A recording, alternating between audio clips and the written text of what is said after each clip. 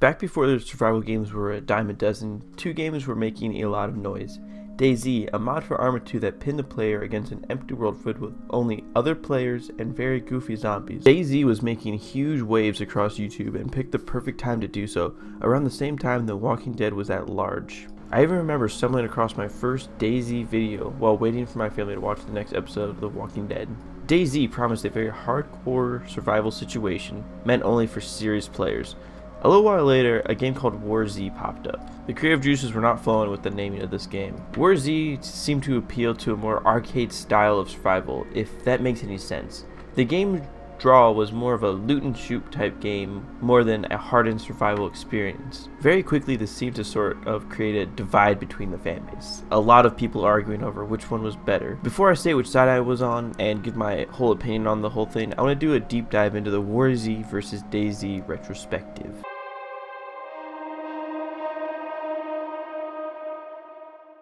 Now, DayZ didn't have any strong release in its mod state that I can recall or find. The earliest videos I can find on the mod were from 7 years ago, so I can assume it goes back to around that time. Most of the videos were around summertime, so I was going to say around May 2012 was when the mod first started to catch traction. WarZ began a paid alpha in October 2012. Some very early reports gave the impression that WarZ was very much being made because of the hype that DayZ was stirring. Although that was put to rest when the WarZ development team stated that the game had been developed for a couple of years, dating back before DayZ had any notable noise online. But the fact that WarZ was actually just an asset flick game using a lot of assets from War Inc. Battlezone. Funny enough, War Inc. Battlezone was actually a pretty fun game, but that's a different topic though. Basically, this use of asset flipping could have given a very short development period. In short, I don't believe that WarZ had been in development for years up to this point. Actually, on DayZ forums, the creator of WarZ stated, "We are thinking about making a zombie survival game just like DayZ, without the bugs." Instead of lying, I feel like the weirdest thing is that I don't think anyone would have minded if he just came out and honestly stated what he stated on the forums years ago. That's pretty much what everyone wanted to begin with. If you want to take a look at pricing of the games, it's pretty weird for DayZ because you technically would just need ARMA 2 to get it, but DayZ was free. WarZ had a lot of different pricing options, going anywhere from $15 to $90. If I remember correctly, this kind of gave the game a pay-to-win feel. Basically, if you paid more money, you got more money for the in-game shop, and the in-game shop, to begin with, gave a lot of OP items. It was later refined as a less of a pay-to-win feature and more of buying ammos, food, and some melee weapons. While the original, more expensive versions promised your very own server, which wasn't given much later after launch. This missing feature actually made Steam issue a refund policy for the game. All in while the DayZ kind of came out of nowhere and attracted many, WarZ's release was bumpy with controversies, and this was just the beginning.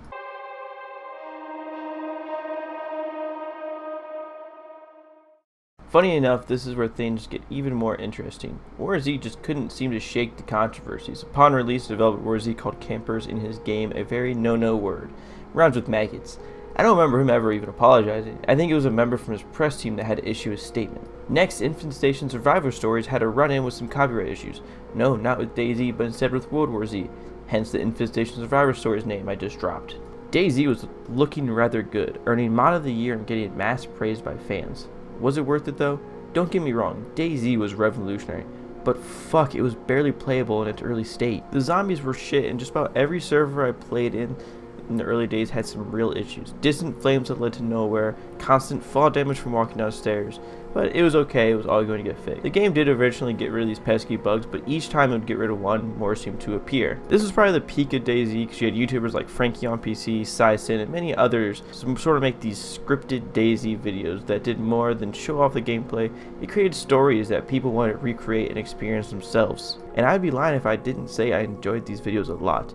To me, this is what really grew DayZ, the content creators. And the greatest thing is that these things still hold up. You can go back and watch any one of these series by any one of these creators that were in DayZ, that were sort of an RP feel, and they're still great to rewatch. And I do recommend watching them, as it sort of gives you this feel of what the community was sort of vibing with DayZ at the time. On the other hand, excluding the name, Infestation Survivor Stories didn't have stories. I vaguely remember a YouTube series based around Infestation Survivor Stories where there's like 4 or 6 different characters that each had names and personalities, and it just didn't work out like the DayZ stories that were being told. That felt much more gritty and focused on survival, and these were just kind of like a goofing off version of Red vs. Blue set in Infestation Survival Stories. While DayZ was more of a sandbox, WarZ felt more of like an arcadey version of surviving the zombie outbreak. I think Infestation required more of a running gun type mentality. Finding really good guns wasn't that hard, especially compared to DayZ. Even on release, Infestation was panned by critics, which I don't blame them. Missing key features and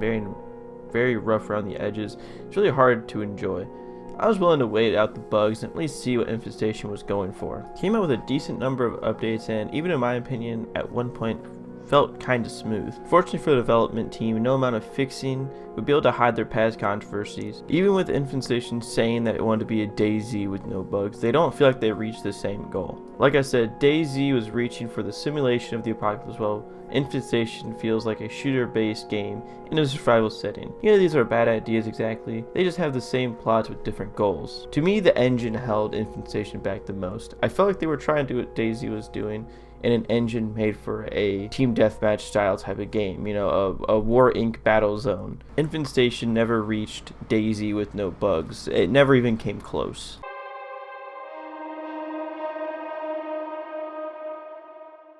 As DayZ stomped along with various updates, keeping its player base in check with around 10,000 people steady for just about all of 2017, until falling about half of that the next year. It's a little harder to track the various versions of Infestation, but the one on Steam, the player base sat around 10,000 to 8,000 and taking a steep hit in 2018, all the way down to 3,000 each month.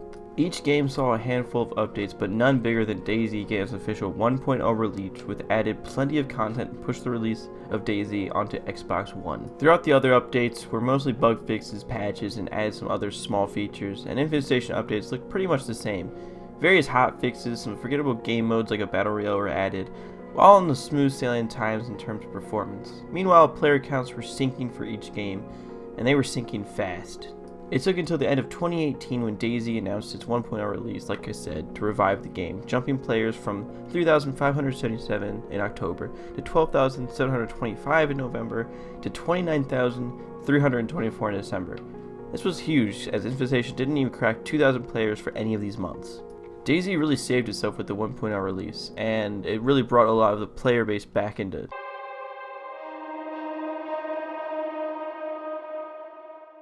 It should have been obvious from the start, but DayZ had a lot more passion than Infestation. Was it obvious that DayZ would hold an average player base on Steam since December 2018? I didn't think it'd make such a comeback, honestly. The survival genre as a whole has been on decline for quite some time now. Seeing DayZ's resurgence is pretty incredible to me. Infestation continues to slowly die, barely reaching 1,000 players each month, and I think it's going to stay that way, even if they made some giant patch. Even though I enjoyed Infestation more overall, and extremely easy to see how DayZ has changed the sport and Infestation doesn't. DayZ had more passion, and the fans seemed more passionate about the game than Infestation. Infestation was made as a cash grab, and the fans played it until they got bored with it and moved on. It's almost as simple as that. So what does this mean as a whole for survival games? I don't think it has a big effect either way. The fight was really enjoyable to watch at first. You had a game that felt like a passion project for the devs and the community, fighting against thrown together cash grab by an unhinged developer, and yet I supported the unhinged developer because why not? The game was more fun to me. And I still won't play DayZ much these days either way. Whether it's the wonky animation, terrible zombies, and just not really having patience for a game like it, I respect it.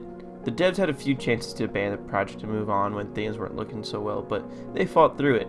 Even if they were making a good amount of money doing it. In the end, none of this really matters. You take two games that had similar premises trying to succeed in a new genre. But oddly enough, in the moment, it felt a little bit more than that. So looking back, it feels obvious DayZ came out on top, but Infestation gave the community an entertaining ride along the way.